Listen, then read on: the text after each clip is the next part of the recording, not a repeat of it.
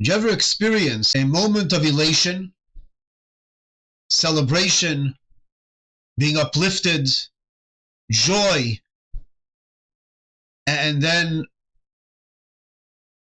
just soon afterwards, after you feel so uplifted, something happens and everything comes tumbling down. Someone upsets you. You experience something which instills negative vibes and negative feelings. But just a day ago, you felt on top of the world. This is what we experience here in this parsha. And the Torah addresses this head on. The Jewish people are experiencing the climax of the exodus of Egypt.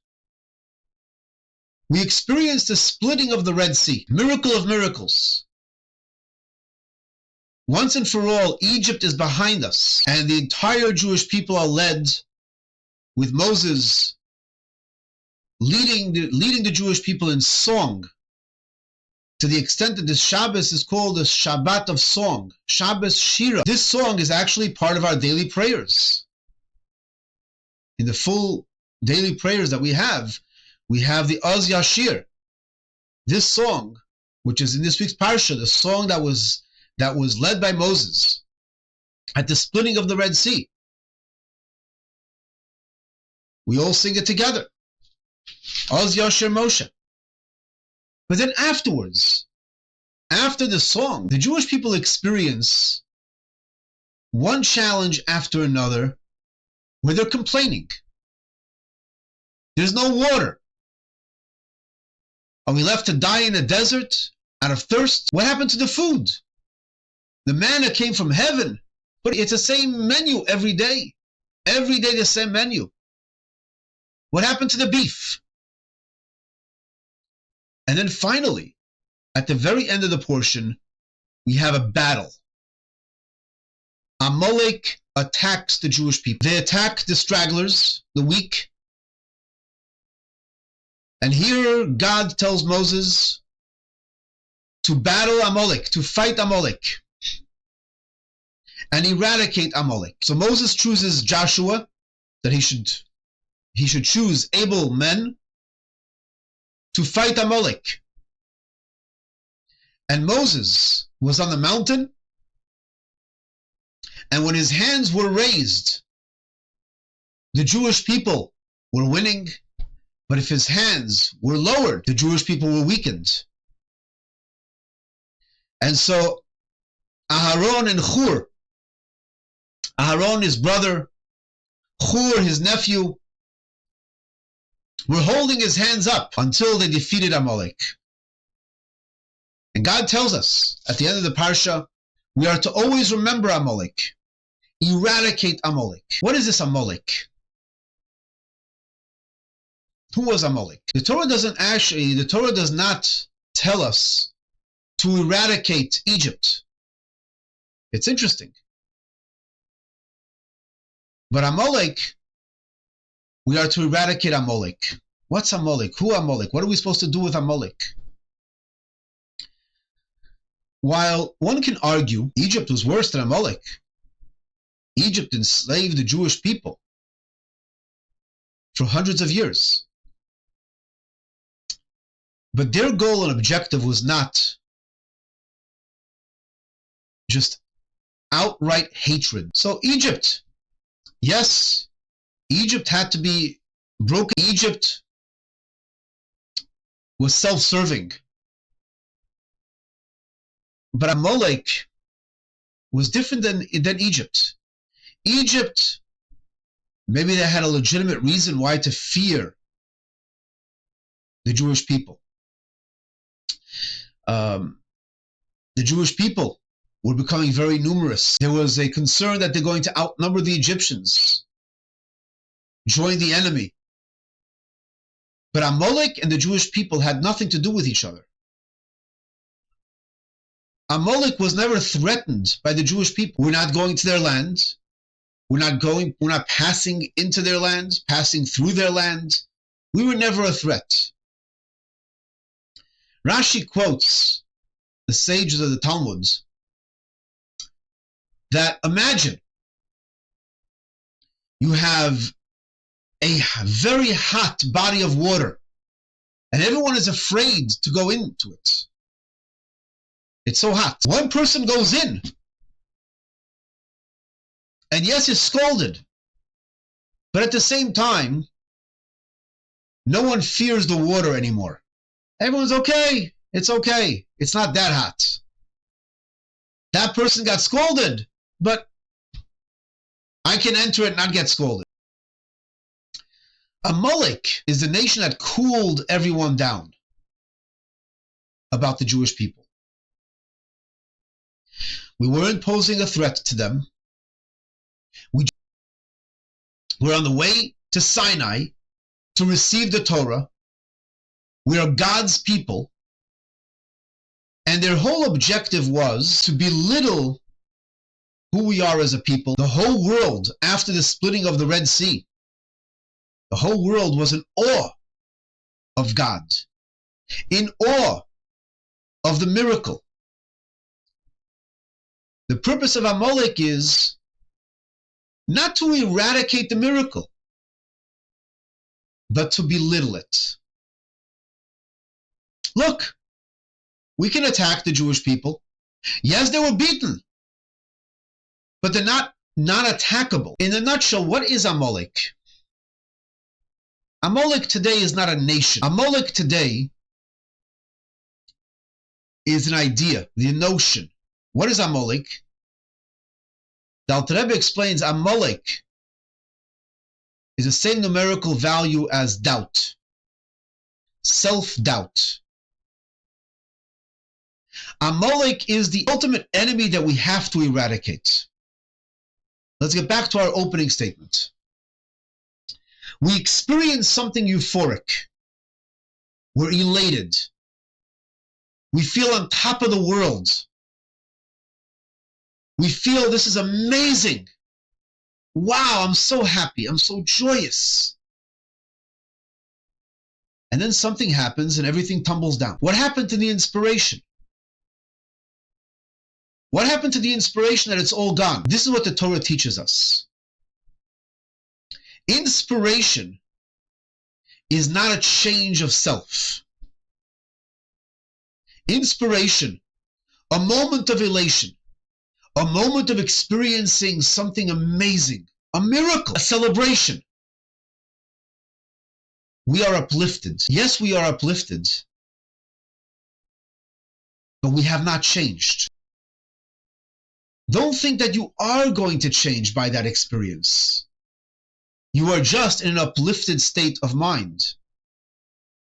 Be very careful. Shortly afterwards, there are events that can take place that can take us down. Because what takes us down during such experiences are emotional. And that's the difference. When we feel uplifted, it's also emotional. There's an emotional lift, an emotional drive. The emotions are driving us up and we feel like singing. We're joyous. We're singing at the top of our lungs. We're dancing. That's emotional and that's wonderful. That's great. But just as emotions can drive us up, the very next moment, the emotions can drag us down. Mind has to lift us up higher. And that is the end of the Parsha with Amalek. Amalek is self-doubt. Amalek is the moment we feel where we now experience something that can drag us down. And now we feel, who am I to think that I am so high? Who am I to think that I should achieve something so noble? Who am I? After all, I'm a nobody. Who am I to think I should achieve something so great? One of the details of the battle with Amalek. So Amalek just simply wanted to cool us down. To cool the world down. It's not eradicating the miracle. It's just simply, you know what? Don't think it was such a great miracle. Yeah, you got all excited. Interesting, one event of the Parsha, the splitting of the sea, is one event. The challenges the Jewish people faced are several challenges right after the splitting of the sea. In other words, we experience uplifting moments in our lives. These don't happen very often. The challenges are much more often, much more frequent. The challenges happen daily. These are challenges. But Moses is involved in the battle with Amalek. When his hands were up high, the Jewish people were strengthened. But when his hands went down, they were weakened. And so Aaron and Hur helped Moses lift up his hands. What's with the lifting of the hands? It's not that the lifting of the hands of Moses magically uplifted the Jewish people as well. When the Jewish people saw Moses' hands uplifted towards heaven, they also looked up to heaven. But when his hands were lowered, they stopped looking at heaven. When we have challenges, the mind has to overcome the emotion. The mind has to remember. Did you experience the splitting of the Red Sea? Wasn't that a bigger miracle than the attack of Amalek? Wasn't the threat of the Egyptians much greater than Amalek? I mean, come on. You experienced the 10 plagues. You experienced the splitting of the Red Sea. You experienced all these miracles. Don't allow the emotions to take over. The mind has to remember. Look at Moses' hands. Look heavenward. Remember God is with you. When they remembered God is with them, they were strengthened. When they didn't think about God being with them, they were weakened. This is doubt. We have to eradicate self-doubt. That's the Amalek in us. Get rid of Amalek. We can't get rid of Amalek completely. That's why it's a daily remembrance. It's one of those things we have to remember daily. Because we can eradicate it now. I can eradicate it in this moment. But an hour later, it can come back. Next day, it can come back. It's a daily remembrance.